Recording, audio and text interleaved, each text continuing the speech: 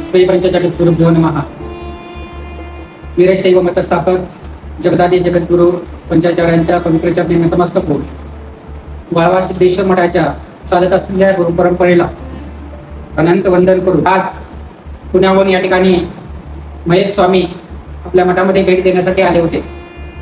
खरोखरच वीरशैव लिंगायत धर्माचे 5 पीठ भारतामध्ये आपल्याला पाहायला मिळतात.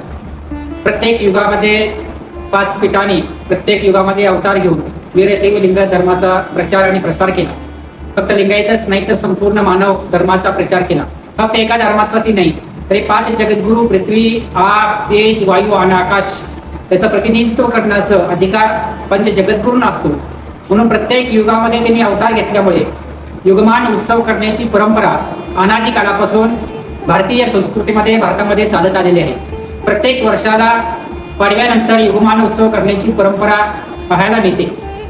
2009 साली आतापर्यंत महाराष्ट्रामध्ये कुठेही पंचाचार युगमान उत्सव झाला नाही. एकदाच 2009 साली पिंपरी चिंचवड पुण्यनगरीमध्ये महेश स्वामींच्या अधिपत्याखाली अत्यंत भव्य दिव्य असा युगमान उत्सव अत्यंत वैभवाने संपन्न झाला. तो एकच क्षण असा होता की पंच जगद्गुरु त्या ठिकाणी एकत्रित आले. परत तो योग गेले 16 वर्षानंतर आपणाला परत एकदा महेश स्वामींच्या अथक परिश्रमाने तो योग आपणाला 11, 12, 13 एप्रिल 2027 ला पुण्यनगरीमध्ये पिंपरी चिंचवड भागामध्ये अत्यंत वैभवाने हा युगमान उत्सवाचा कार्यक्रम होणार आहे. युगमान म्हणजे आरंभ. प्रत्येक वर्षाच्या आरंभाला पंचमी, षष्ठी, सप्तमी यावेळेला महास्वामीजींचा युगमान उत्सव आपण अनेक भागामध्ये करत असतो. म्हणून येत्या 2027 ला एप्रिल महिन्यामध्ये 11 तारखेला अत्यंत वैभवाने राजोपचाराने 5 जगद्गुरूंची अड्डपालखी महोत्सव अत्यंत वैभवामध्ये पिंपरी चिंचवड नगरामध्ये होणार आहे. त्याच वेळेला सिद्धांत शिखामणी त्या धर्मग्रंथाचं संक्षिप्त स्वरूपामध्ये 1 लाख लोकांच्याकडून पारायण होणार आहे. त्यानंतर दुसऱ्या दिवशी दीक्षा संस्कार 12 तारखेला अत्यंत वैभवामध्ये जगद्गुरूंच्या साक्षीने दीक्षा घेणं म्हणजे तुमच्या जीवनातील अलौकिक दिवस असणार आहे.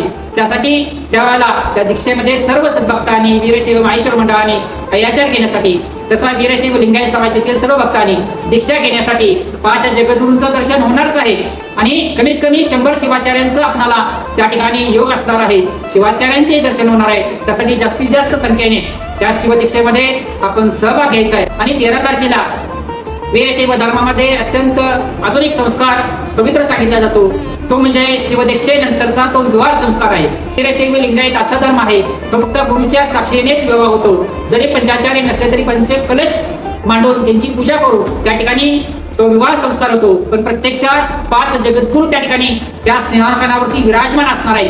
आणि पंच जगद्गुरूंचा आशीर्वाद त्या वधूवरांना नवदाम्पत्याने मिळणार आहे. त्या ठिकाणी 100 शिवाचार्य आणि प्रत्यक्षात 5 जगद्गुरू उपस्थित असणार आहेत. तुमच्या जीवनातील अलौकिक असा क्षण असणार आहे. एवढ्या मोठ्याने करण्यापेक्षा या गुरूंच्या सानिध्यामध्ये पंच जगद्गुरूंच्या सानिध्यामध्ये विवाह करण्याचा योग येतो. जरी आपला विवाह ठरला असेल तरी सुद्धा त्या दिवसासाठी आपण तो थांब. कारण आता सिंहस्थ कुंभ राशीमध्ये जात असल्यामुळे आपल्याला आता कुठलाही विवाह योग नाहीये. त्यावेळेला पंच जगद्गुरूंच्या साक्षीने 100 शिवाचार्यांच्या उपस्थितीमध्ये तो विवाह संस्कार होणार आहे. त्यासाठी आपण त्या सगळ्या कार्यक्रमामध्ये अत्यंत तन मन धनाने आपण सर्वजण उपस्थित राहायचं आहे. हे आपण सर्वांनी या शुद्ध सात्विक कार्यक्रमासाठी महेश स्वामींचा जो संकल्प आहे नुसता महेश स्वामींचाच नाही तर पुण्यनगरीचा पिंपरी चिंचवड असलेल्या सर्व वीरशैव बांधवांचा तो संकल्प आहे. त्या संकल्पाने आपण सर्वांनी सहकार्य करायचं आहे. त्यांच्या पाठीशी आपण खंबीरपणे उपस्थित राहायचं आहे. सर्व शिवाचार्य महेश स्वामींच्या पाठीशी आहेत. 2009 मध्ये जे झालं त्याच्यापेक्षाही भव्यदिव्य हा 16/2027 ला आपल्या पुण्यनगरीमध्ये पिंपरी चिंचवड या भागामध्ये संपन्न होणार आहे. ते आपण सर्वांनी त्या संपूर्ण कार्यक्रमामध्ये सक्रिय सहभाग घेऊन जेवढे शक्य आहे तेवढं आपल्याला शरीराने सेवा करा, मनाने सेवा करा, पैशाने सेवा करा. जेवढी तुम्ही सेवा कराल त्याच्या 1000 पटीने तुम्हाला पुण्य प्राप्त होणार आहे.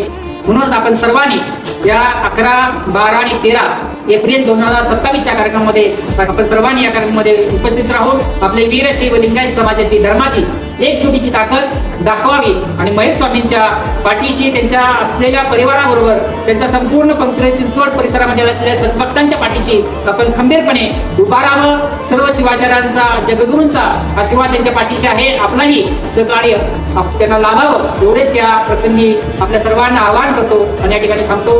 ओम शांती.